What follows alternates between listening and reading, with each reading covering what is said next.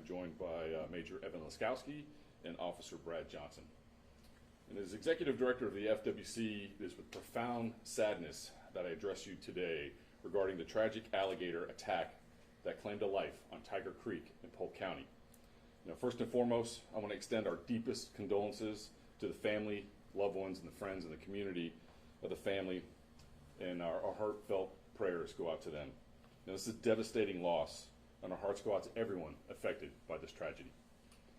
We've launched a full investigation into what happened and are working closely with our law enforcement partners, our biologists, and our wildlife specialists, and the Polk County Sheriff's Office. I want to say thanks to Sheriff Grady Judd and to the Polk County Sheriff's Office for all their assistance in this investigation. We are working hard to understand exactly what happened. While alligator attacks resulting in fatalities are extremely rare, this tragedy serves as a somber reminder of the powerful wildlife that share our natural spaces. We remain committed to public safety while also balancing our wildlife resources. So for more information on the incident, I'm going to turn it over to Major Wascowski. Major. Thank you, Director Young. Good morning. I'm FWC Major Evan Wascowski of the Southwest region. So yesterday on May 6th, FWC and the Polk County Sheriff's Office responded to the report of an alligator incident at the mouth of Tiger Creek on Lake Kissimmee.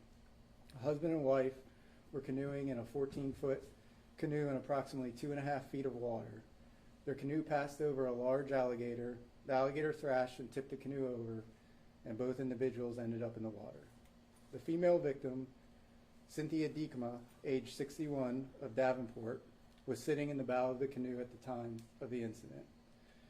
She ended up on top of the alligator in the water and was bitten. Her husband attempted to intervene, but was unsuccessful. She was later spotted by a Polk County Sheriff's Office helicopter and recovered by FWC officers on a vessel.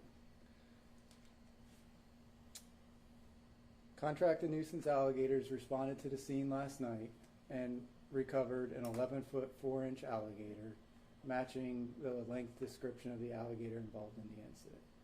We still have trappers on scene today, and they just recovered a second alligator approximately 10 to 11 foot in length. This investigation is still ongoing and will release further information regarding the specifics of the investigation as it becomes available. And with that, I'll turn it over to our Public Information Officer, Bradley Johnson, for some talking points on alligator safety. Thank you. Good morning.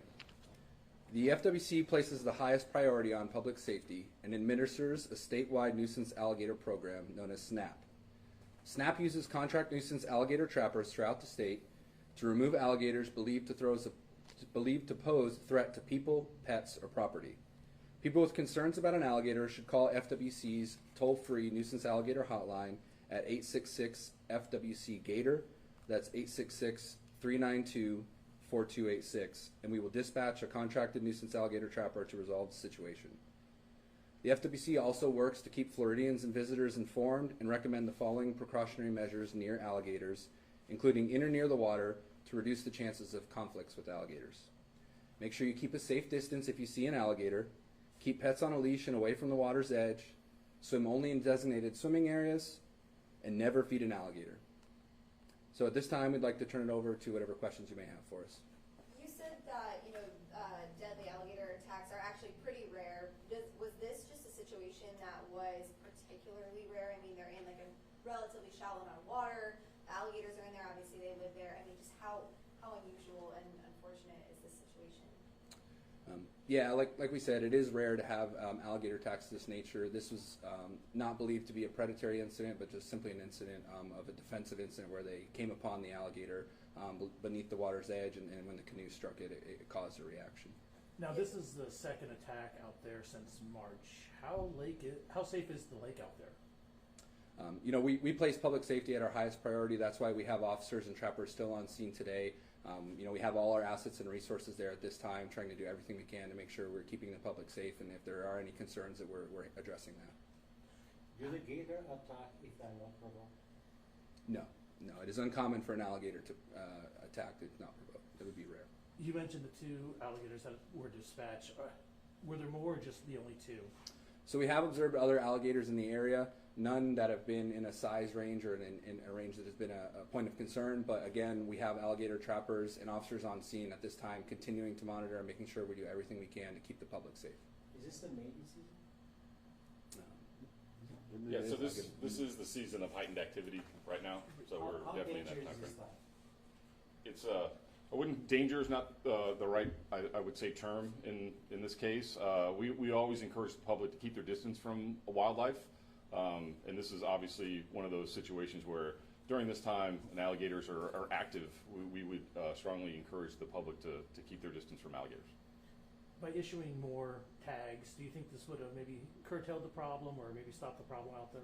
So that's a common question. We did increase just this year the allotment for our statewide alligator hunt by 1,000 tags. And along with our statewide nuisance alligator program, we've taken up to 15,000 alligators out of the wild this past year. So it is hard to say that those numbers correlate because there's going to be alligators in the population in the wild anyway. So, with alligators in the wild, there's a potential always there.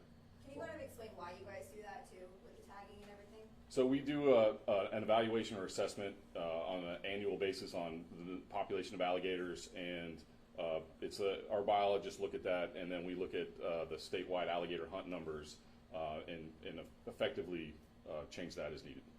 Can you speculate about what might have caused the alligator to surface and attack? So it would be premature to speculate on exactly what happened. We do have an eyewitness, and it sounds like the canoe drifted over on top of the alligator, so it seems to be a surprise, or the alligator was startled.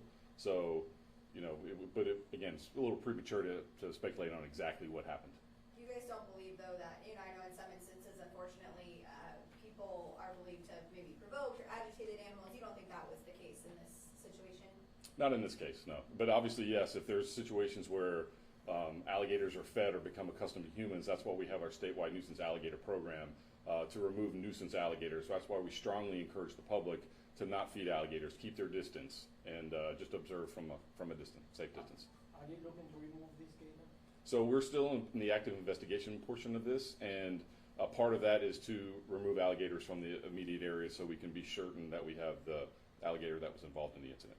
And without being too gruesome or graphic, was the woman just bitten? Was there dismemberment? And then how do you know, we know this alligator was the one that attacked or bit her?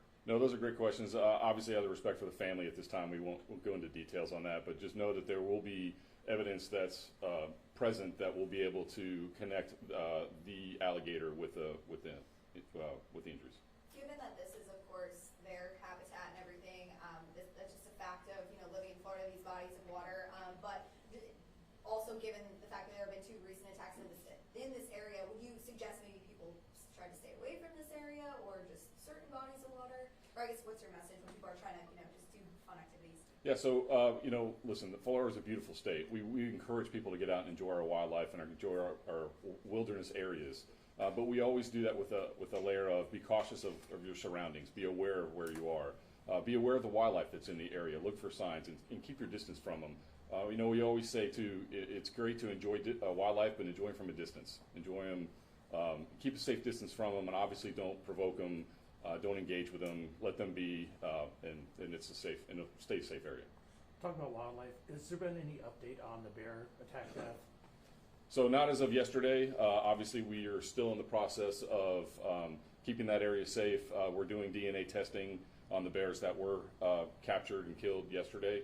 Those are being processed still today. So we're working on, and we'll make sure we get any information and updates on that as soon as we get them.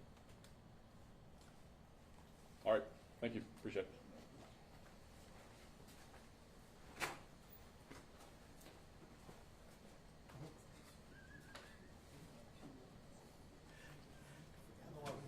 I never use it.